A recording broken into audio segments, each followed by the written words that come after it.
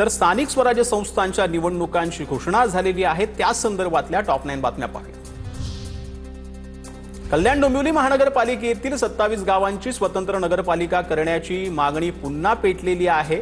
कल्याण शिळ रोडवरती खासदार बाळामामा मात्रेंच्या नेतृत्वाखाली डोंबिवलीमध्ये सर्व पक्षीय संघर्ष समितीने आंदोलन केलं। जागा वाटपासंदर्भात अजून निर्णय नाही। जळगाव जिल्हा भाजपचा महायुतीचा बालेकिल्ला आहे। कार्यकर्त्यांची बैठक घेऊन तयारीला लागण्याचं आवाहन केलंय। गिरीश महाजनांची माहिती। उद्धव ठाकरे आणि शिंदेंच्या पदाधिकाऱ्यांची कणकवलीत एकत्रित बैठक। शहर विकास आघाडीवरून एकत्र येण्याचा राजन तेलींचा प्रस्ताव। सूत्रांची माहिती।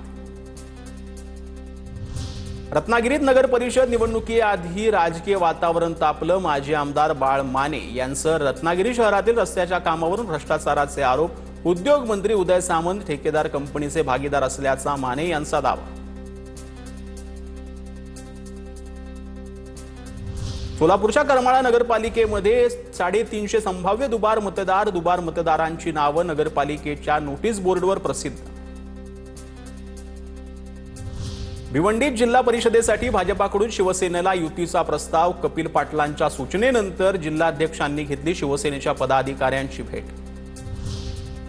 नाशिकमध्ये स्थानिक स्वराज्य संस्थांच्या निवडणुकीसाठी अजित पवारांच्या राष्ट्रवादीची बैठक संपन्न। बैठकीदरम्यान इच्छुकांच्या मुलाखती।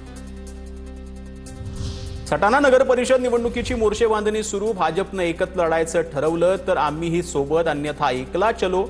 अजित पवारांच्या राष्ट्रवादीच्या पदाधिकाऱ्यांची भूमिका। मनसेकडून नवी मुंबईच्या वाशीमध्ये खोट्या मतदारांचं प्रदर्शन। निवडणुकीत ओरिजिनल मतदार उतरला पाहिजे। अमित ठाकरेंची प्रतिक्रिया। बोगस मतदारांचं काय करायचं हे आम्हाला माहीत। अमित ठाकरेंचं वक्तव्य।